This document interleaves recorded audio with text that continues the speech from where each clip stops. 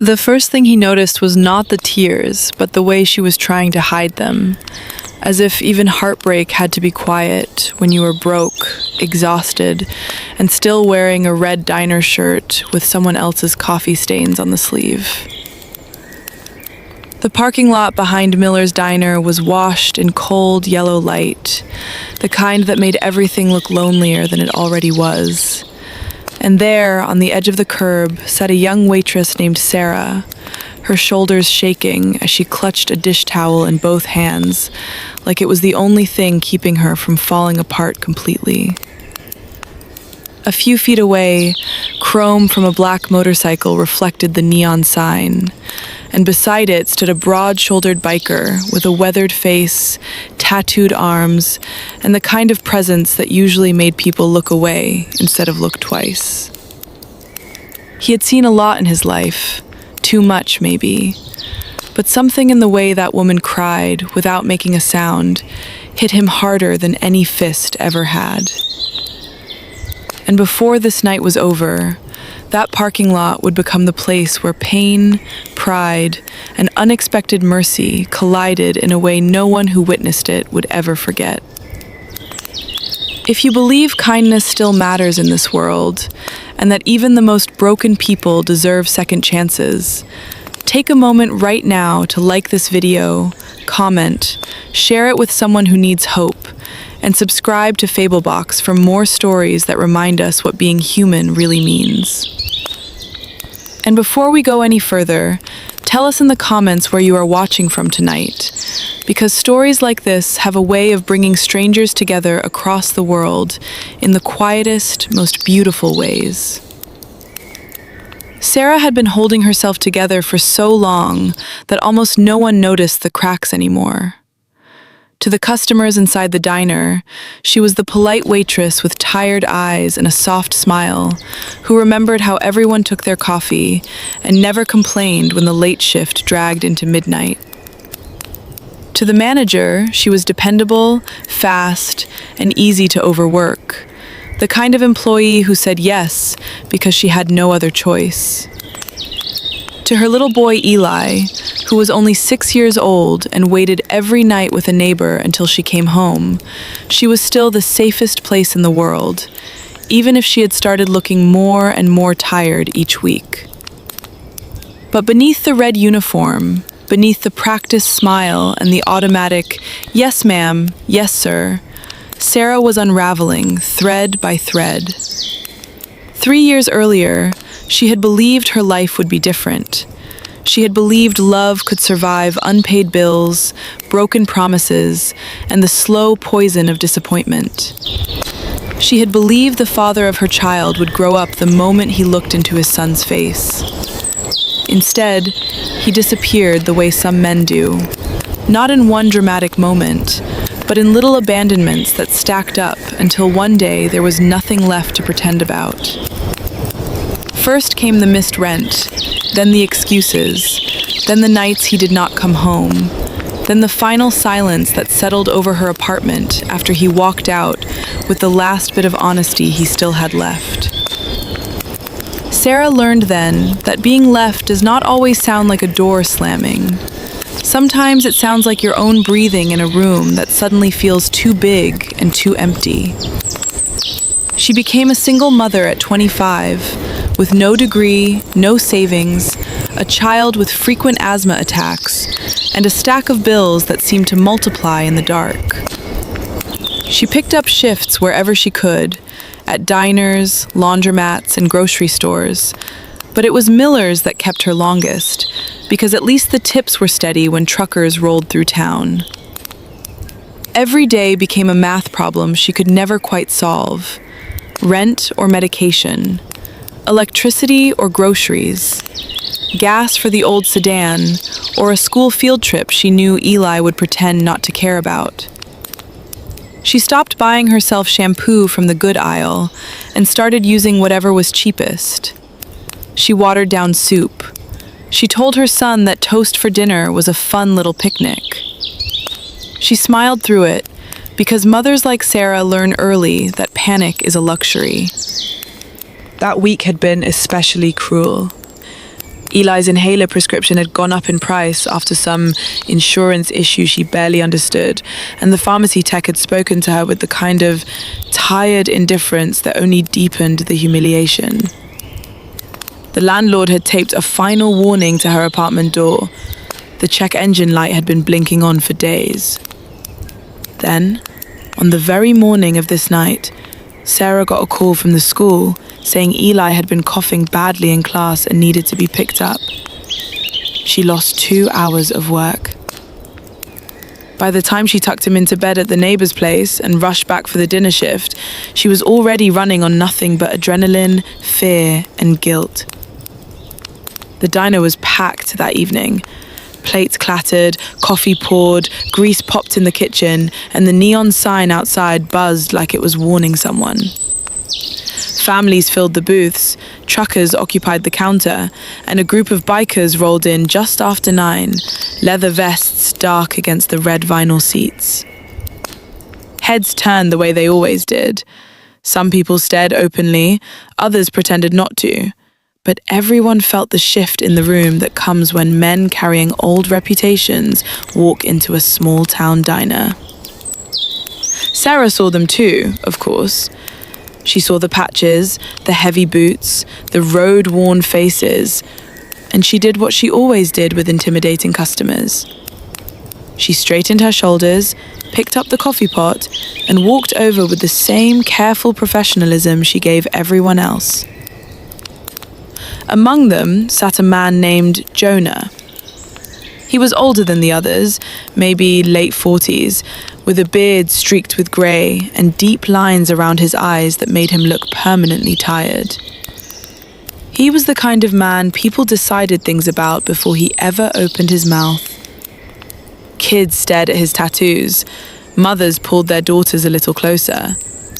Men who wanted to prove something puffed up around him and then quietly backed down when he met their eyes. Jonah had spent half his life becoming the man people feared, and the other half discovering how little that fear could actually fix. He had joined the club when he was young, angry, and grieving the kind of childhood that teaches boys to trust speed more than safety. The road had given him brotherhood, rules, and a way to bury old pain under louder things. But time changes even the hardest men in ways they never expect. Jonah had buried friends.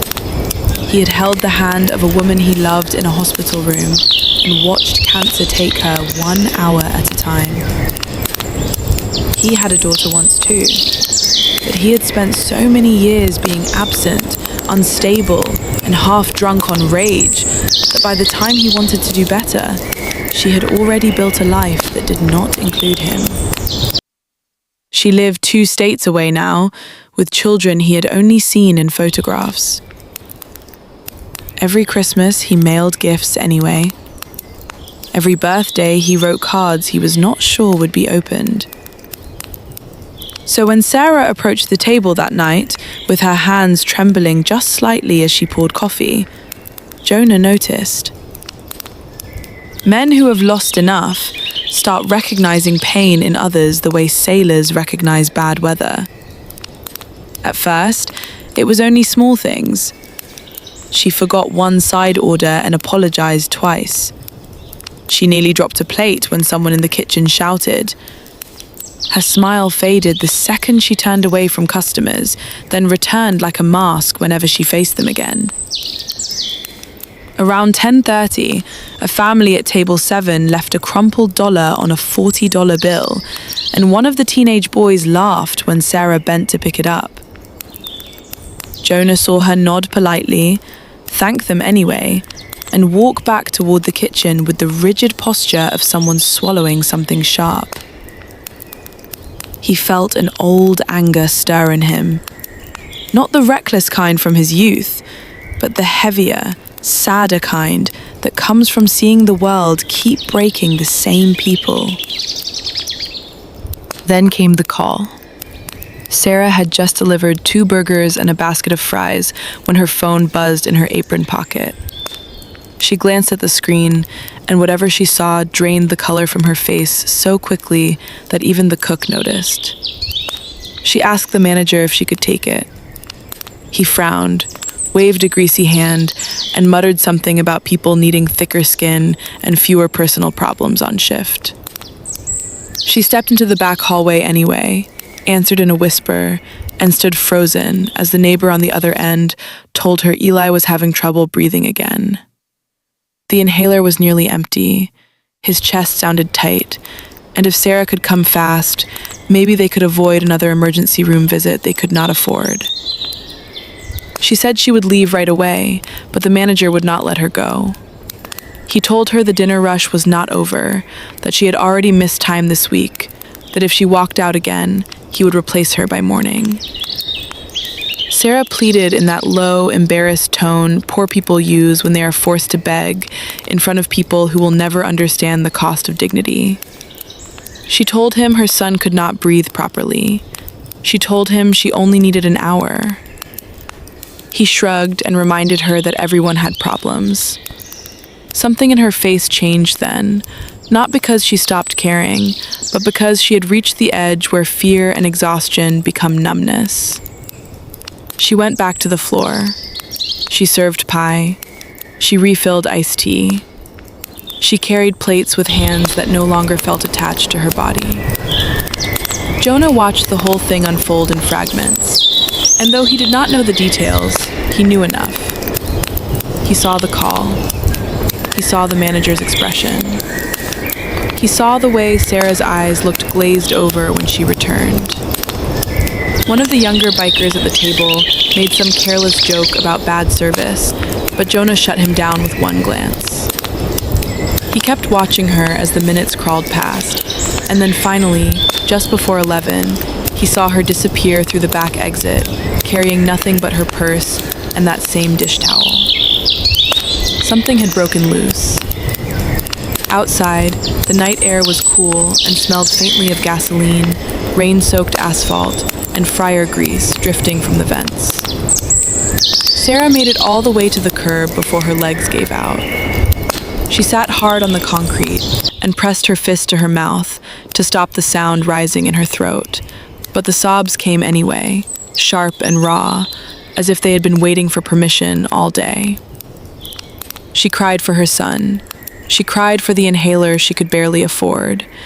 She cried for the job she was about to lose, and the rent she could not pay, and the unbearable humiliation of having to choose between being a good mother and being an employee someone could exploit. Beneath the flickering security light, Sarah wept the way people do when they are no longer trying to be strong for anyone. Shoulders curled inward, face wet, hope worn thin.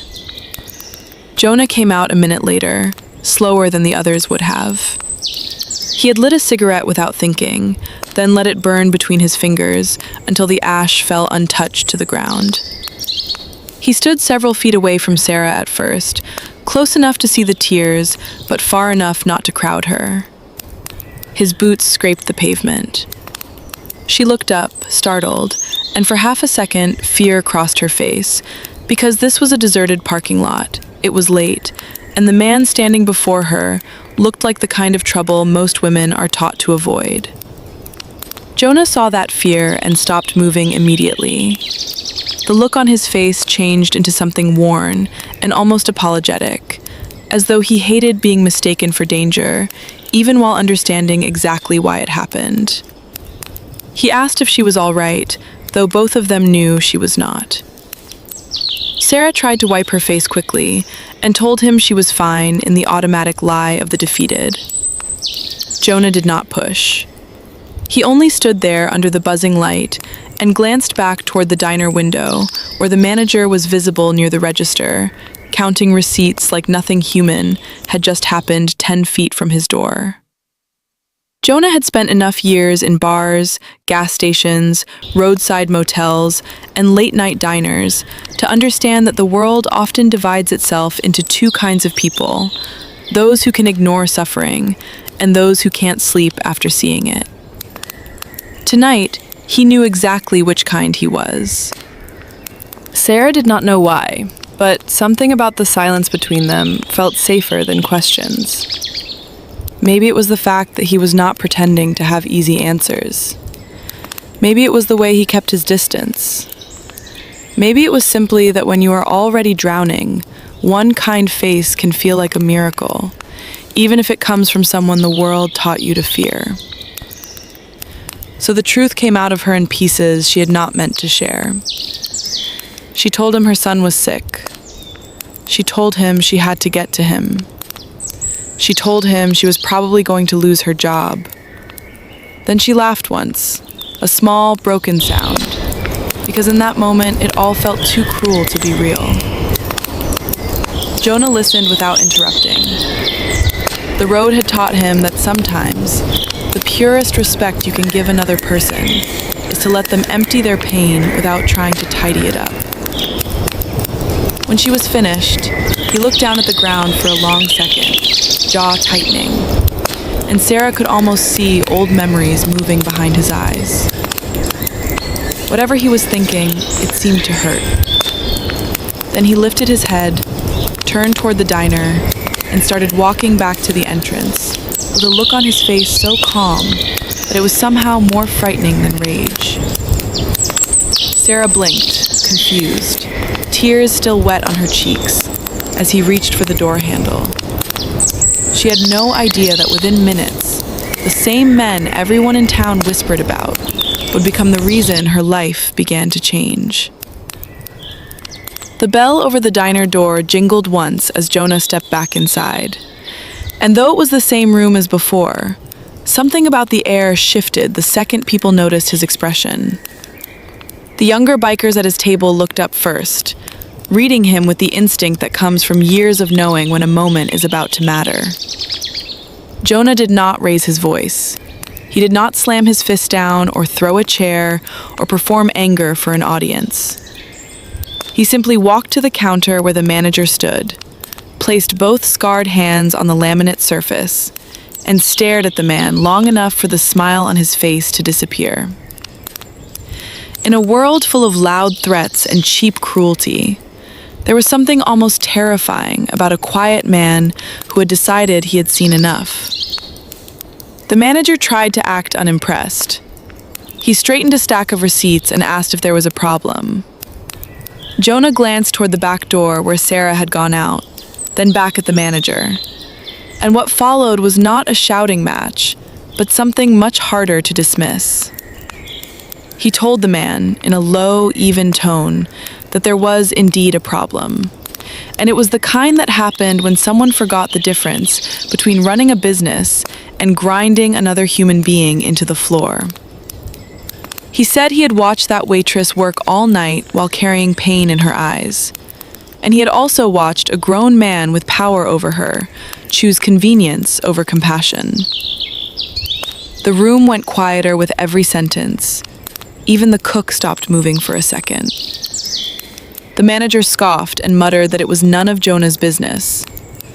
But there are moments when decency becomes everyone's business. And that night, the whole diner began to feel it.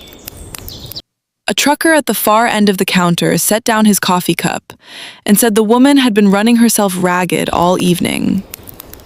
An older woman in a corner booth added that Sarah had nearly cried while serving pie and still apologized for being slow. One by one, people who would have stayed silent on any ordinary night started speaking in the small, embarrassed way decent people do when they realize silence has gone on too long. The teenage dishwasher came halfway out of the kitchen and admitted Sarah had covered his shift twice the week before when his grandmother was sick. A waitress from the morning shift, who had stayed late to count tips, said Sarah was the only one who ever brought extra food home for the cook's stray cat out back. Suddenly, the manager was no longer dealing with a biker who frightened him. He was facing a room full of people who could no longer pretend they had not seen what he had done. One of the younger bikers, a broad man with a shaved head and surprisingly kind eyes, had already gone to inspect Sarah's aging sedan. He came back shaking his head and said the battery was almost dead and the engine sounded rough. Sarah closed her eyes for one terrible second, Because sometimes a person can endure emotional pain only until a practical problem arrives to finish the job. Before she could speak, another biker tossed Jonah his truck keys and said he would follow behind them on the bike while Jonah drove Sarah home. Sarah looked up, startled by how naturally these men moved around her need, not as rescuers hungry for praise, but as people for whom helping had become the only sensible response. It unsettled her in the best possible way. The drive across town felt strangely quiet. Sarah sat in the passenger seat of Jonah's old pickup, clutching the money in both hands so tightly the edges of the bills left faint marks on her skin. Streetlights slid across the windshield in long golden streaks. Jonah kept both hands on the wheel and asked only the necessary questions: the address, whether Eli's breathing had worsened before, whether there was a hospital they used. Sarah answered in short bursts, still trying to understand how a night that had felt like the end of everything had suddenly bent toward mercy. She found herself stealing glances at Jonah's profile, at the hard lines of a man who looked built for violence, but whose voice now carried the careful steadiness of someone handling glass. Pain had shaped him, that much was obvious, but somehow it had not hollowed him out completely. When they arrived at the apartment complex, the neighbor was waiting at the door with Eli wrapped in a blanket. Sarah rushed out before the truck fully stopped and ran up the cracked walkway with the desperation only mothers know. Inside, Eli's breathing was tight and shallow, his small face pale under the kitchen light. Sarah knelt before him, smoothing his hair back with trembling hands, and the look on her face when she saw her son struggling was enough to make Jonah turn away for a moment. He remembered a hospital room. He remembered machines. He remembered the unbearable helplessness of loving someone while watching their body betray them. That old grief rose in him like a tide, but this time he had something he had not had then. He had the chance to act before it was too late. Jonah told Sarah to get Eli's coat. He took the nearly empty inhaler, looked at the label, and sent one of the bikers to the all-night pharmacy with cash from the money gathered at the diner. Another called ahead to ask about the prescription. The neighbor, who had known Sarah's struggle for years and had long ago stopped pretending she did not need help, stood in the kitchen wiping her eyes with both hands as the apartment filled with the quiet, efficient movement of people refusing to let a child suffer for lack of money. Within half an hour, Eli had the medication he needed, and enough relief that the color began returning to his face. Sarah sat beside him on the worn couch, one arm around his shoulders, and cried into his hair where he could not see her full expression. Eli, too young to understand the whole story, simply leaned against his mother and breathed easier, which in that moment felt like a miracle grander than words. That should have been enough for one night. For many people, it would have been. But when men and women have known real suffering, sometimes they do not stop at the minimum, because they know too well what the minimum actually means. While Sarah sat with her son, Jonah stepped into the kitchen and quietly looked around. He noticed the near-empty refrigerator, the stack of past-due notices held by a magnet, the shoes by the door with Eli's toes beginning to press against the front. He noticed how carefully the apartment had been kept despite everything, how the blankets were folded, how the dishes were washed, how a little paper star from school had been taped proudly above the sink. He understood then that Sarah was not failing. She was surviving against impossible odds, with more grace than most people ever had to muster. The next morning, word had already spread. Small towns are like that. News travels first through gossip, then through sympathy, and sometimes, when the timing is right, through something better than both. By noon, Miller's Diner had a handwritten jar on the counter that read simply, "For Sarah and Eli." Customers who had never tipped well dropped in 20s. The pharmacist waived part of the inhaler cost. The school nurse called with information about a local aid program Sarah had not known existed. The old woman from the diner showed up at the apartment with casseroles and 2 bags of groceries. The trucker came by with a children's nebulizer his granddaughter no longer needed. Even the teenage dishwasher, embarrassed and earnest, left a comic book for Eli, folded inside a brown paper bag. It was as if one act of visible compassion had given everyone else permission to stop passing by and start stepping in. And then something happened that Sarah never expected. Jonah came back, not with flowers or speeches or any of the shallow gestures people use when they want to feel good about helping, but with a toolbox, a mechanic friend, and a plan. By evening, her car was towed to a garage owned by a retired Marine who owed Jonah an old favor. The battery was replaced. The worst of the engine issues were fixed for the cost of parts. Jonah said almost nothing during the process. He just handled what needed handling and moved on to the next thing. Sarah began to realize that some people carry kindness the way others carry status, not loudly, but as part of their bones. Over the following weeks, the changes did not come all at once, and that is what made them feel real. Sarah still had bills. She still worked long hours. She still woke some nights in panic, afraid the good turn in her life was only temporary, and that disaster was already circling back. But something essential had shifted. The manager at the diner, shaken by the public shame of that night, and perhaps by his own conscience, grew careful around her. He even gave her more stable hours, though he never quite managed an honest apology. Eli's breathing improved with consistent medication. The school connected Sarah with a childcare assistance program. A church nearby covered 1 month of rent anonymously. When she tried to find out who had arranged that, the trail always seemed to end in shrugs, but somehow she knew Jonah had been involved. The strangest part for Sarah was that Jonah never tried to become the hero of her story. He did not hover. He did not demand gratitude. He did not turn one night of mercy into ownership over her life. Sometimes he stopped by the diner for coffee. Sometimes he brought Eli a little toy motorcycle or a puzzle book from a gas station along some highway.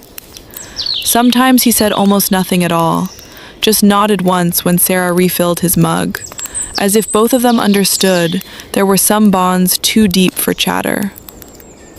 Slowly, Sarah learned pieces of him the way people do when trust grows without pressure.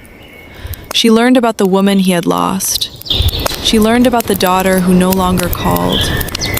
She learned that beneath the leather vest was a man who carried guilt like a second skeleton and had spent years unsure whether there was still any good left in him, worth offering to the world.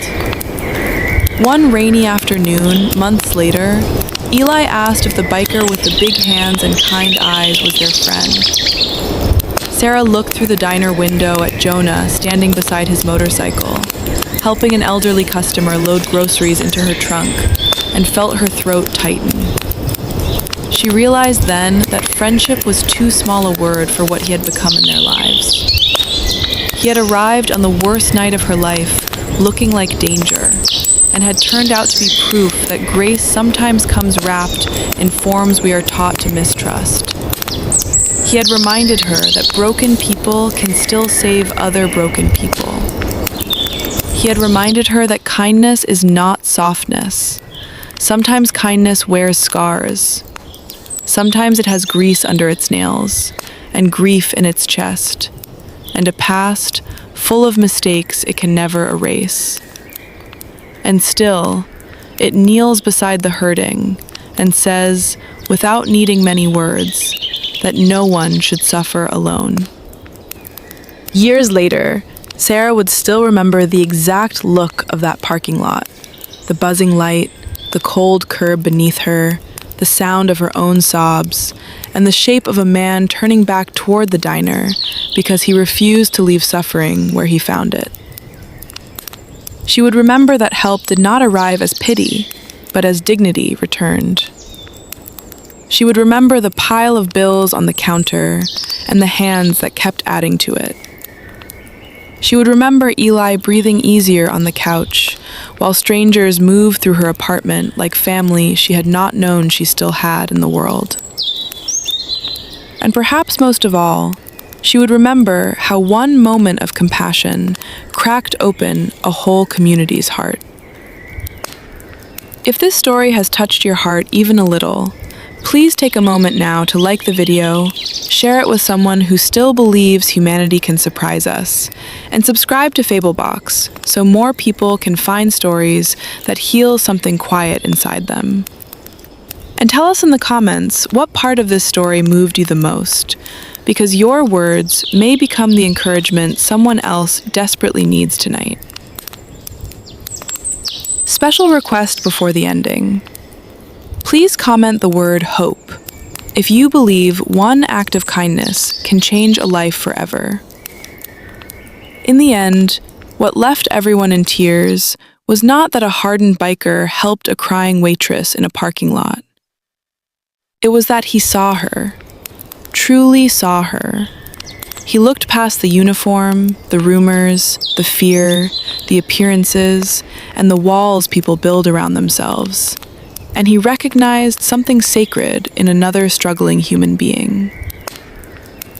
On a night when Sarah thought the world had finally asked more of her than she had left to give, a man with a wounded past chose compassion over indifference. And that choice echoed far beyond one diner, one apartment, one frightened child. It echoed into every person who witnessed it, every person who later heard the story, and maybe even into your heart right now. Because the truth is, we are all closer to that parking lot than we think. Some of us are Sarah, holding ourselves together until we can't anymore. Some of us are Jonah, carrying old pain and wondering whether redemption is still possible. And some of us are the people inside the diner, waiting for the moment we decide whether to look away or step forward. That night, mercy won. And sometimes, when mercy wins, it does not just save one person. It reminds the rest of us who we still have the power to become.